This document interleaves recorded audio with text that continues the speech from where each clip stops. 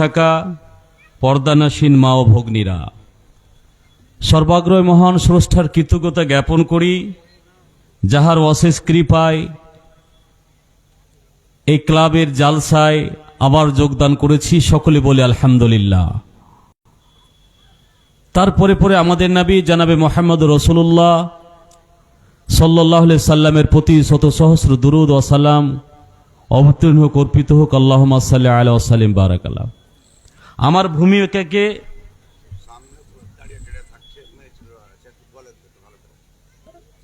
লম্বা না করে ডাইরেক্ট ওয়াজ করতে শুরু করেই, যারা মা এবং বোন রাস্তায় দাঁড়িয়ে আছেন, এখনো মানুষের গুতা খাচ্ছেন, তাদের বলি তারা আর এদিক ওদিকে গুতা না খেয়ে, দোকানে বাজারে হুড়াহুড়ি না করে সুন্দরভাবে সাবলীলভাবে বসে যান। আর যারা দাঁড়িয়ে আছেন, ওয়াজ যদি ভালো না লাগে দাঁড়িয়ে থাকেন না, চলে যান। আর যদি মনে করেন কিছু শুনবো তাহলে বসে যান। এবং মা বোন বসে আছে, আমি যে আয়াত পড়েছি সে আয়াতগুলো হচ্ছে জাকাতের ব্যাপারে। যারা ফসল লাগান, খরচ করে উঠান, আর ওঠার পরে মনে করেন যে আমার মালে গরিব মিসকিন ফকির এদের অধিকার নেই, কিন্তু তাদেরকে কিছু কথা আমি বলতে চাই। তার মধ্যে যে সমস্ত মাখনা বিজনেস করেন, মাখনা লাগান, তাদেরকে আমি কয়েকটা কথা বলছি মাখনার ব্যাপারে। এই যে মাখনা লাগান, এর জাকাত কি দেব? বিভিন্ন রকম মৌলবি সাহেব বিভিন্ন ক্যাটাগরিতে কথা বলে। আপনি যদি ওসুরে যেতে যান তাহলে 1 বিঘাতে 20 মণ বা 10 মণ তো আসবে না, তাহলে আপনি তো ওসুরের নিসাবে পৌঁছান না। তাহলে আপনি যে 1 বিঘাতে 3 কুইন্টাল 4 কুইন্টাল আপনি মাখনা পান, এবার কারোর 1 লাখ টাকা হয়েছে 1 বিঘাতে, তো দেবেন কি করে? হিসাবটা কি করে আসবে? যারা যারা শুনতে পাচ্ছেন, আরব দেশের কারেন্সি ছিল দেনার এবং দেরহাম। দেনার সোনাকে বলে, দেরহাম চাঁদিকে বলে। তো কত ভরি সোনা হলে আপনাকে জাকাত লাগবে? তো 85 গ্রাম। মা এবং বোন আপনারা ভালো করে শুনুন, 85 গ্রাম যদি সোনা থাকে তাহলে ওর উপরে এই সোনার জাকাত লাগবে। 85 গ্রাম, ও 1 ভরিতে 11.33 গ্রাম আসে। 1 ভরি সোনার ওজন 11 গ্রাম, অর্থাৎ 11.33। 7.5 ভরি যদি সোনা থাকে তাহলে ওকে জাকাত লাগবে। এবং চাঁদি 95 গ্রাম, অর্থাৎ সোনার থেকে চাঁদির ওজনটা একটু বেশি। এতটা যদি কারোর কাছে চাঁদি থাকে তাহলে ওকে কি লাগবে? জাকাত লাগবে। কিছু কিছু ওলামা, ভালো করে শুনুন, কিছু কিছু ওলামা মতভেদ করেছে যে মানুষেরা কারেন্সিটাকে ভাগ করবে কোন দিক দিয়ে, সোনার দিক দিয়ে না চাঁদের দিক দিয়ে। কিছু কিছু আলেম যারা মদিনা থেকে এসছে, যাদের টাকা অনেক, তাদের কথা হলো ভাগটা সোনার দিকে ফেলতে হবে। তো সোনা যদি ফেলেন তো 7.5 ভরি সোনার দাম কত? অনেক। 1 ভরির দাম কত মাওলানা? 70,000, 65-70 টাকা, 90,000 টাকা। তাহলে এত 7.5 ভরি এত টাকা গেলেও জাকাতে নেশাবে পৌঁছাবে। আর উত্তম যেটা সব থেকে, যে আমাদেরকে জাকাত দিতে গেলে সব থেকে যেটা কম কারেন্সি চাঁদি, মোটামুটি 35-40, আপনি যদি 50,000 টাকার কাছাকাছি যান একটা লোকের সে টাকা থাকলে জাকাত ফরজ। কত দিবেন? 1025 টাকা।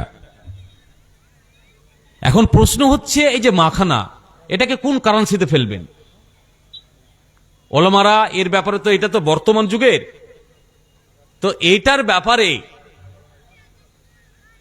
ওলামাদের কথা আলোচনা হয়েছে। আলোচনার সাপেক্ষ এটাই যে যা খরচ হয়েছে, যত খরচ কেনা থেকে নিয়ে পুরো মাল তুলতে যা খরচ হয়েছে, সব খরচকে মাইনাস করে আপনার অবশিষ্ট টাকা কত বাঁচলো, ওখান থেকে আপনার নেশাবে যদি পৌঁছে যায়, তাহলে 1025 টাকা করে আপনাকে জাকাত দিয়ে দিতে হবে। যারা মাখনার বিজনেস করেন, আপনি মনে করছেন কাউকে জানতে দেব না,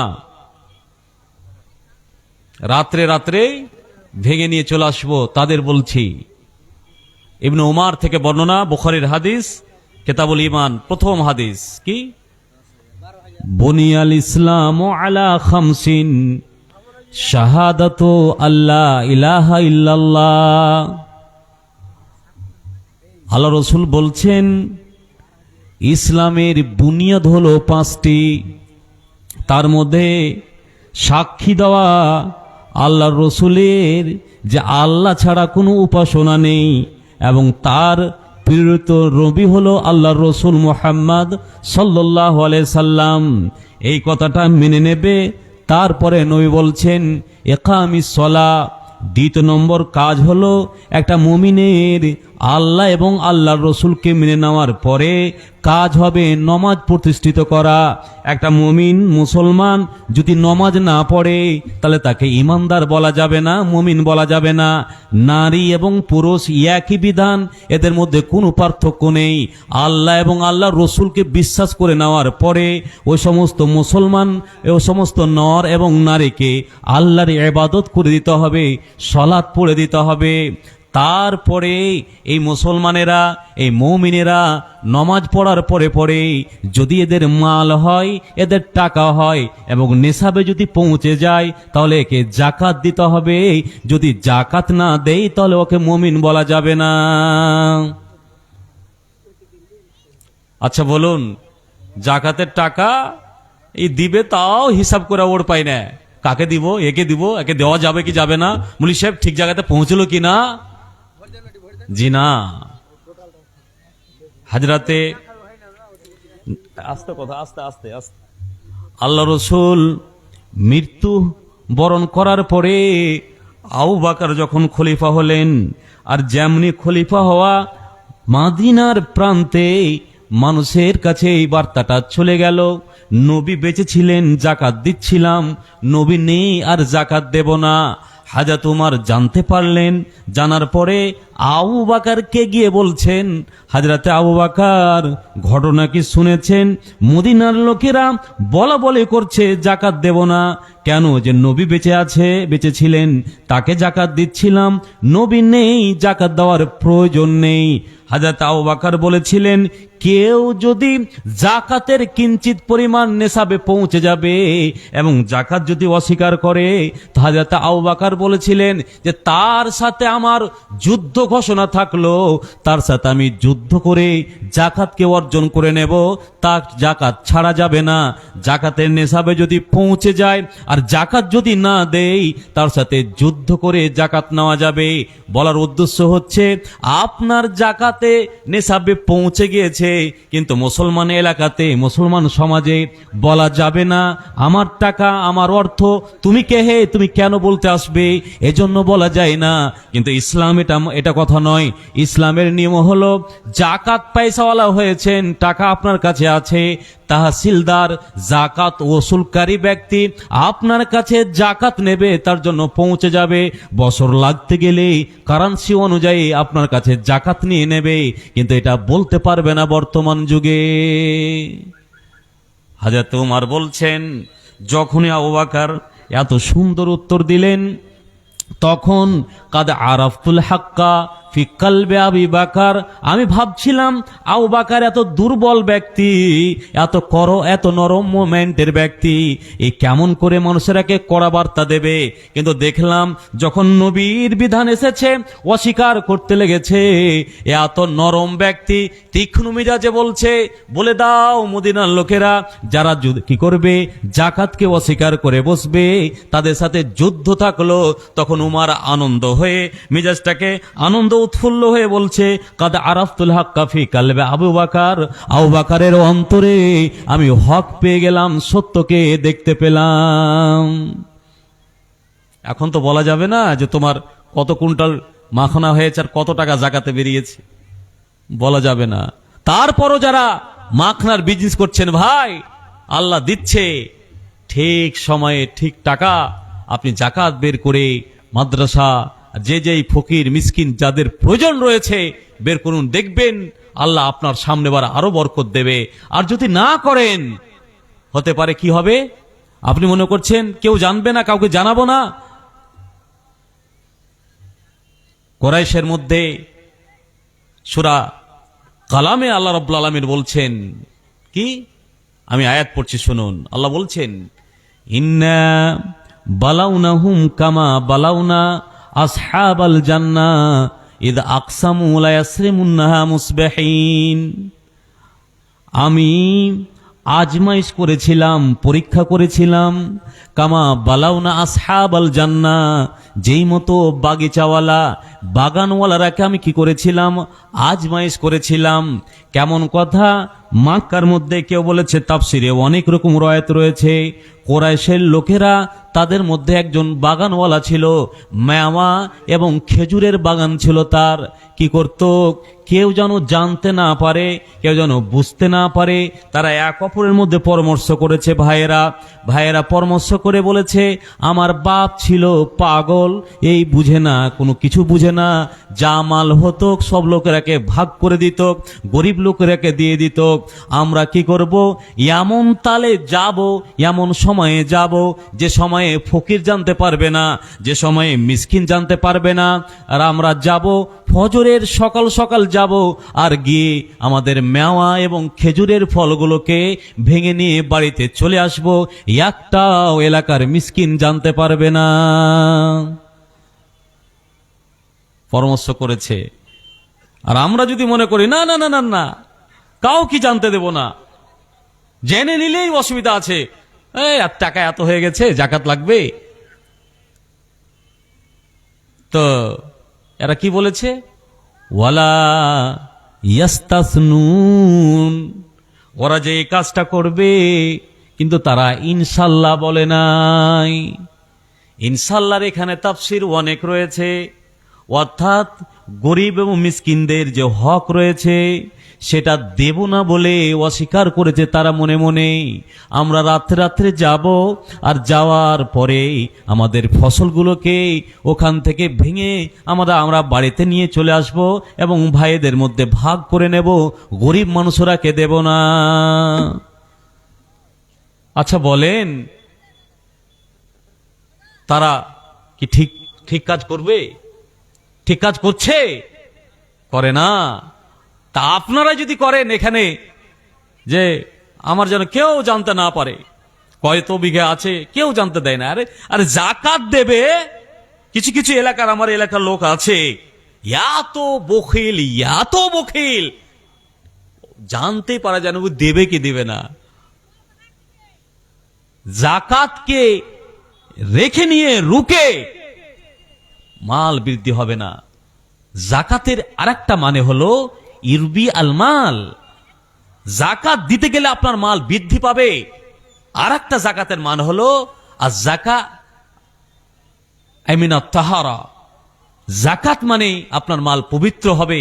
একটা মানে পবিত্র, আর একটা মানে হচ্ছে আপনার মাল বৃদ্ধি পাবে।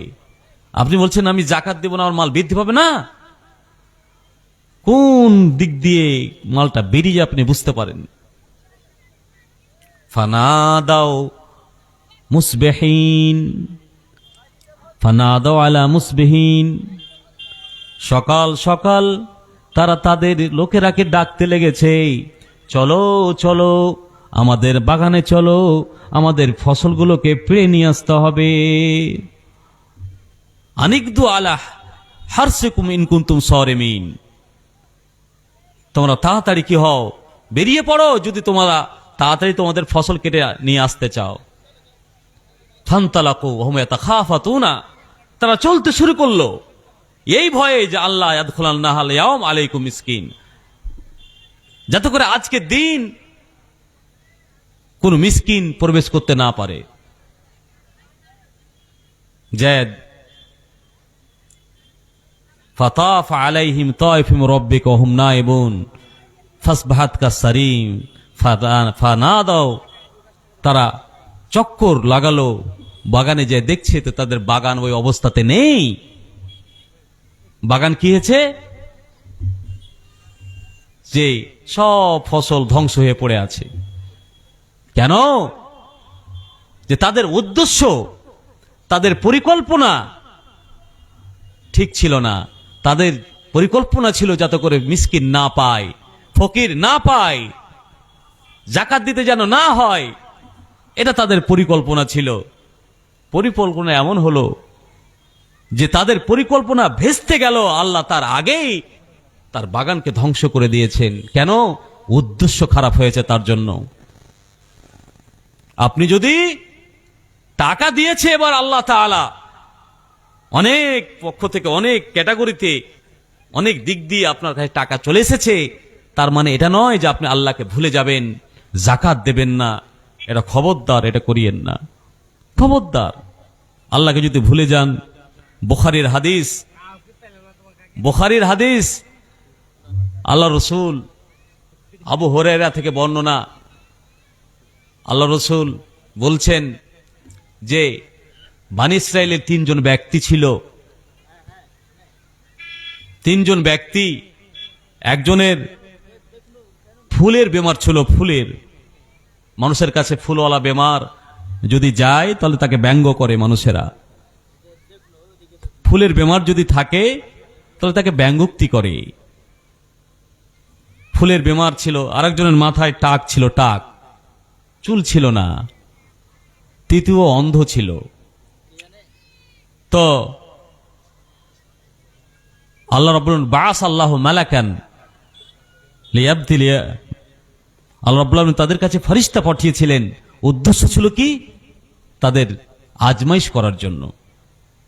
প্রথম যার মাথায় টাক, যার ফুলের বেমার, তার কাছে গিয়েছেন। যাওয়ার পরে তখন বলছেন যে ভাই তোমার কি ব্যাপার? তখন বলছে ফেরেশতা মানুষের সেকেলে এসেছেন, আসার পরে জিজ্ঞাসা করছেন ফুলের বেমারওয়ালাকে, ও ফুলের বেমারওয়ালা ভাই, তোমার অসুবিধা কি হয়, কি তোমার অসুবিধা হয়? তখন বলছে যে আমি মানুষের কাছে গেলে মানুষেরা আমাকে দেখে দূরে পালায়, আমাকে ভালোবাসে না, আমার কাছে সাটে না, আমাকে দূর দূর করে তাড়িয়ে দেয়। তো আল্লাহর ফেরেশতা তাকে জিজ্ঞাসা করলেন মিন শাইইন আহাব্বু ইলাইকা, তাহলে তুমি বলো যে তোমার